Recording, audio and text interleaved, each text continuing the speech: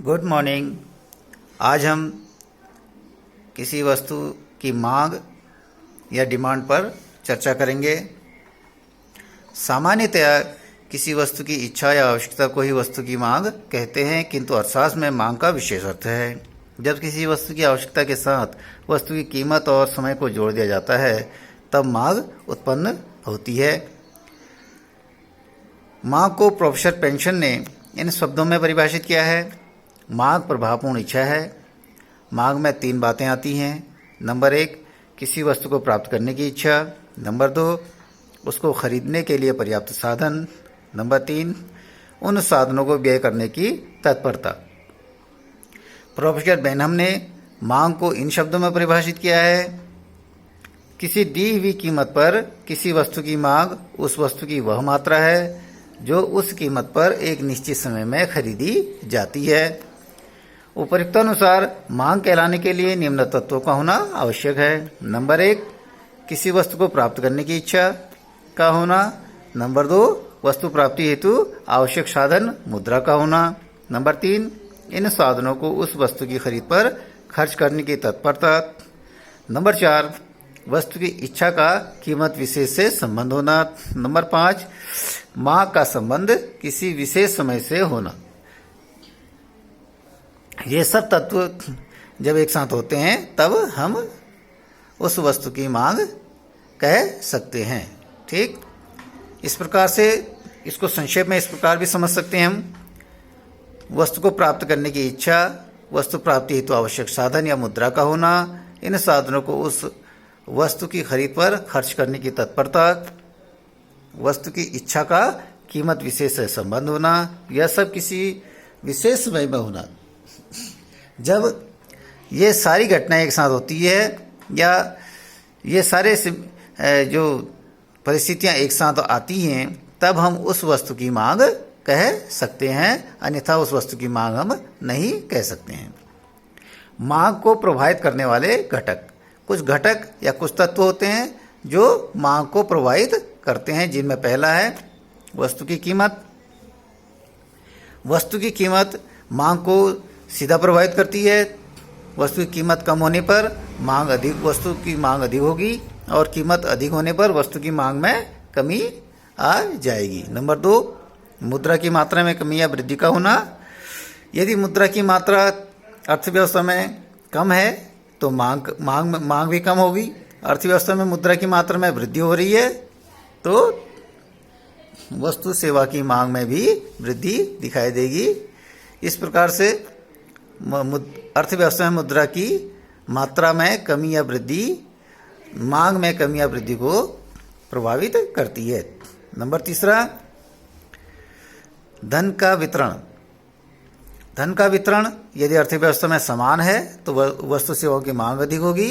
यदि धन का वितरण असमान है या कुछ व्यक्तियों के हाथों में धन केंद्रित हो गई अर्थव्यवस्था की, तो मांग में कमी दिखाई देगी। नंबर 4, आय में परिवर्तन होना। उपभोक्ता की आय में परिवर्तन मांग को प्रभावित करती है। उपभोक्ता की आय के बढ़ने पर उपभोक्ता मांग में वृद्धि करते हैं और आय में कमी आने पर मांग में कमी आ जाती है।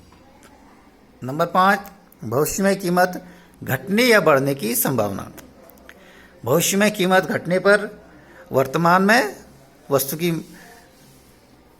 मांग में वृद्धि हो जाएगी, क्योंकि उपभोक्ता भविष्य जो कीमत घटेगी उस समय भविष्य में अधिक मात्रा में खरीदने के लिए वर्तमान में उस वस्तु की मांग कम कर देगा। और भविष्य में कीमत बढ़ने की संभावना अगर यदि है तो वर्तमान में मांग अधिक हो जाएगी, ताकि भविष्य में जो बढ़ने वाली कीमत है उसका दुष्प्रभाव उपभोक्ता पर ना पड़े। इसके अलावा जनसंख्या एक कारण है। जनसंख्या अधिक होने पर वस्तु सेवाओं की मांग अधिक होती है। जनसंख्या कम होने पर वस्तु सेवाओं की मांग में भी कमी दिखाई देती है। नंबर 7, व्यापार की दशाओं में परिवर्तन। व्यापार की दशाओं में सामाजिक आर्थिक के साथ साथ सरकार की जो व्यापार नीतियां हैं, उनसे जो व्यापार की दशाएं हैं, उन दशाओं में परिवर्तन होने पर मांग प्रभावित होती है। इसके अलावा नंबर 8 है स्थानापन्न वस्तुओं की कीमत में परिवर्तन।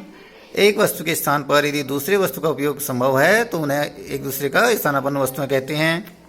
स्थानापन्न वस्तुओं में एक वस्तु की कीमत में परिवर्तन का प्रभाव दूसरे वस्तु की मात्रा पर पड़ता है।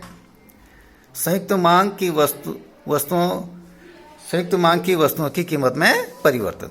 यदि संयुक्त मांग की वस्तुएं या पूरक वस्तुएं हैं जो एक साथ उपयोग में आती हैं, जैसे कार और पेट्रोल, पेन, स्याही, इनमें से किसी एक वस्तु की कीमत में वृद्धि का प्रभाव दूसरे वस्तु की मांग में कमी के रूप में दिखाई देता है, या एक वस्तु की कीमत में कमी का प्रभाव दूसरे वस्तु की मांग में वृद्धि के रूप में हमारे सामने में दिखाई देता है। ऋतु में परिवर्तन होना। ऋतु में परिवर्तन का प्रभाव वस्तु सेवाओं की मांग में दिखाई देता है। जैसे ग्रीष्म ऋतु में गर्म कपड़ों की मांग नहीं होती है या घट जाती है, और शीत ऋतु में आइसक्रीम की मांग कम हो जाती है, घट जाती है, शून्य हो जाती है। इसके अलावा रुचि, फैशन, संवेदनशीलता आदि में परिवर्तन, उपभोक्ता की रुचि में परिवर्तन, या समाज में जो फैशन चल रहा है उस फैशन में परिवर्तन, या संवेदनशीलता आदि में परिवर्तन होने से वस्तु की मांग में परिवर्तन होता है, और इन सब का प्रभाव वस्तु की मांग पर पड़ता है। इसलिए ये सब मांग को प्रभावित करने वाले घटक हैं। इस प्रकार आज आप वस्तु की मांग किसे कहते हैं और वस्तु की मांग को प्रभावित करने वाले घटक ये सब समझ गए होंगे। धन्यवाद।